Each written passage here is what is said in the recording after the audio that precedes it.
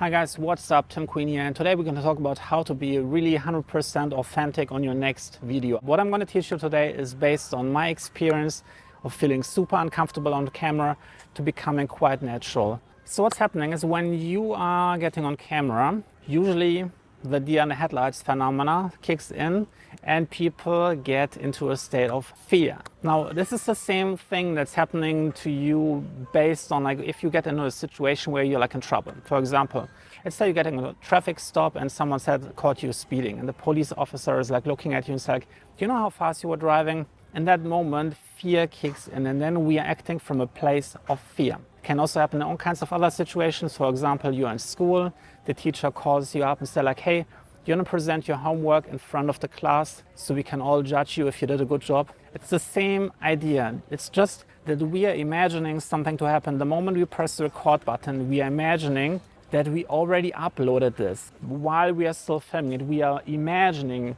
that this video is already live streaming on some platform and people in real time are leaving comments, and especially nasty comments, not the nice kind. And they're finding everything wrong that you're doing. Every time you're pausing too long, every time you're switching up the grammar a little bit, every time you're picking a wrong word, we're imagining while we're speaking, imagining this imaginary live stream, and everyone's commenting on this, and everyone's pointing out every single little mistake we're making. And while we're imagining this, fear is getting out of control and we are getting deeper and deeper into the state of fear. So how can you get out of this? The first thing that you have to do is to realize that this is not a live stream, and you can always just delete this film. What I want you to understand is that the moment you are starting to feel fear, it's you putting on a different persona. It's a part that's there to protect you. And that's usually our best behavior persona. It's the little lamb, and you're yeah, please don't be mad at me.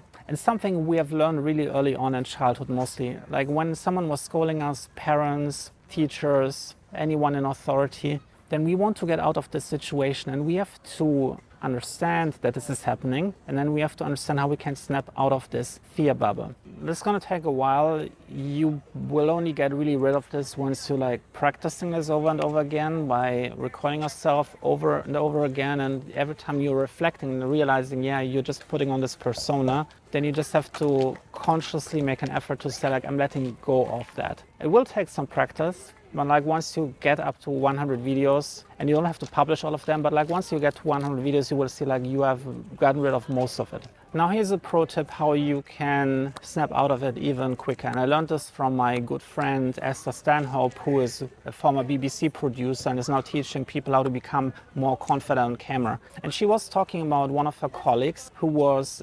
befriending her camera. So what she was doing, she was giving her camera in the BBC studio a name. I think she called the camera Bobby, and then she would imagine Bobby would be a real person, and she would interact with Bobby, and she would look into Bobby's eyes and flirt with Bobby and try to be playful with Bobby. And if you imagine your camera, if you can give your camera a name and you imagine this is a real person, which has been boxed up into a piece of electronic, but there is a real soul behind this, and you're talking to this person one-to-one, it becomes a completely different energy when you're talking to your camera. It's almost like a private, personal, one-to-one conversation that you're having with a friend inside a living room, and you're feeling really comfortable and you're sharing something with them.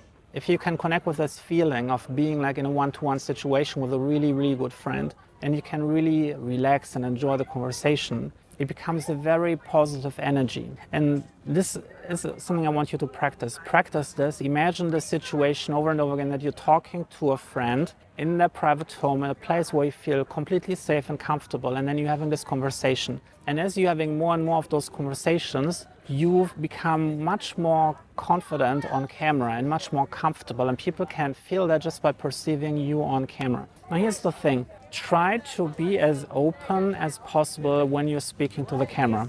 And just think about it like this. It's not a live stream. You can always delete it. If you don't like it, you can cut out pieces. But try to be consciously as open as possible as you can. Try to imagine it that you're talking to a friend deeper and deeper level. And then when you realize that you are having the right energy, then you will notice it becomes really easy to be completely authentic on your next YouTube video or LinkedIn video.